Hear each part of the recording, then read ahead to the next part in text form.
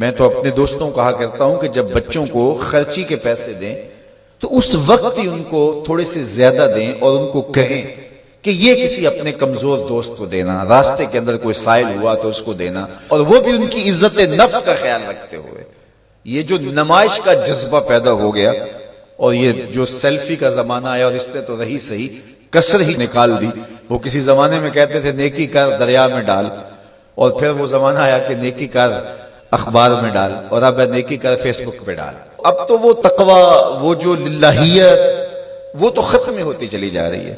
آج کل وہ اجتماعی شادیوں کا ایک رواج پیدا ہوا۔ ایک دفعہ مجبور ہو کے مجھے کہیں جانا بھی پڑا، تو وہ میرا پہلا اور آخری موقع تھا۔ تو میں نے وہاں کہا کہ آپ نے مجھے جس مقصد کے لیے بلایا ہے، میں اچھائی کے کاموں کی تحسین کرتا ہوں، لیکن یہ منظر آپ کا مجھے اچھا اس لیے نہیں لگا کہ زندگی میں 3 مرحلے ہر شخص پہ آتے ہیں جب وہ مہمان خصوصی ہوتا ہے۔ جب وہ پیدا ہوتا ہے، کالا کلوٹا بھی کیوں نہ ہو، سارے اسے دیکھنے آتے ہیں۔ جب وہ عروسی کا جوڑا پہنتا ہے، چاہے مرد ہے چاہے عورت، تو اس وقت بھی سارے لوگوں کی نگاہ کا مرکز ہوتا ہے۔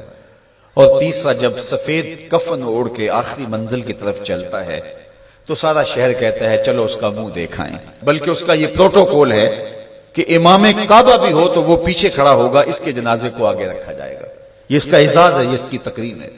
وقت کا غوث بھی ہو تو وہ بھی پیچھے کھڑا ہوگا، اس کا جنازہ آگے رکھا جائے گا، یہ اس کا اعزاز ہے۔ تو میں نے کہا یہ 3 موقع ہوتے ہیں کسی کمزور سے کمزور، غریب سے غریب، عاجز سے عاجز شخص کے لیے بھی عزت کے، اور آج آپ نے ان سے یہ موقع بھی چھین لیا کہ اسٹیج کے اوپر مخیر حضرات بیٹھے ہیں، اور ایک قطار میں بیٹیاں بیٹھی اور ایک قطار میں جو ہے وہ دلہے بیٹھے ہیں، اور ان سب کے رشتہ دار سامنے، باراتی 20-20 40-40 لوگ آئے ہوئے ہیں۔ تو ان سب کی غربت کا ہم عملاً مذاق اڑا رہے ہیں۔ آج یہاں میں کسی کے چہرے کے اوپر خوشی نہیں دیکھ رہا، اگر مسکراہٹ ہے تو وہ مصنوعی مسکراہٹ ہے۔ کاش کہ ان کے ماں باپ کے گھروں میں جا کر کے تنہائی کے اندر ان کی مدد کرتے، اور یہ بیٹیاں اپنے گھر سے نکلتی اور ماجرا ہوتا۔ اب ان کی غربت کا گواہ آپ نے کتنے لوگوں کو بنایا، اور صرف اپنے اشتہار کے لیے۔ تو یہ مزاج پیدا کریں، عزت نفس نہ کسی کی مجروح ہونے دے۔ سب سے قیمتی شے انسان کی عزت ہوتی ہے۔ کبھی آپ نے دیکھا ہو بارش پڑی ہو اور کیچڑ ہو اور کوئی بندہ پھسل کے گر جائے تو وہ بعد میں دیکھتا ہے کہ مجھے چوٹ آئی ہے کہ نہیں، پہلے یہ دیکھتا مجھے کسی نے دیکھا تو نہیں۔ اس کا مطلب یہ ہے اس کو اپنی جان سے عزیز اپنی عزت ہے۔ تو مت کسی کی عزت پہ انگلی اٹھائیں، مت کسی کی تذلیل کا سبب بنے، مت کسی کی رسوائی کا ذریعہ بنے۔ لوگوں کو عزت دیں۔ جب تک غلامی موجود رہی، حضور نے فرمایا کہ جو خود کھاتے اسے کھلاؤ، جو خود پہنتے اسے پہناؤ، وہ تمہارے بھائی لگتے ہیں، ان کے ساتھ حسن سلوک کرو۔ جبکہ وہ آقا کا جوتا بغیر اذن کے چھو لیتے تھے تو آقا اس پر بھی کوڑے مارتا تھا، لیکن میرے حضور علیہ السلام معراج سے واپس پلٹتے اور کہا بلال تو کون سا نیک عمل کرتا ہے، میں نے جنت میں تیرے قدموں کی آہٹ سنی ہے۔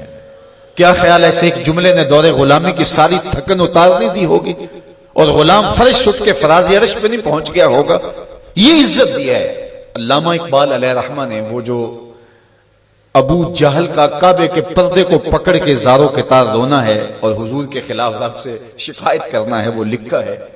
تو اس میں جو شکایتیں لگاتا ہے ابو جہل کعبے کے غلاف کو پکڑ کے، تو اس میں ایک شکایت یہ لگاتا ہے کہ از محمد سینہ ما زار زار، ہمارا سینہ بڑا دکھی ہو گیا ہے، اس شخص نے تو ہمارے نظم کو خراب کر دیا ہے۔ با غلام خیش بر یکخان نشست، یہ جو دین لے کر آیا ہے اس دین کے اندر یہ سبق ہے کہ غلام اور آقا ایک دسترخوان پہ بیٹھیں گے، اور اگر غلام اور آقا ایک دسترخوان پہ بیٹھ جاتے ہیں تو پھر کہاں گیا ہمارا قریش کا سردار ہونا؟ تو یہ تو ہمارا سب سسٹم تلپٹ ہو جائے گا۔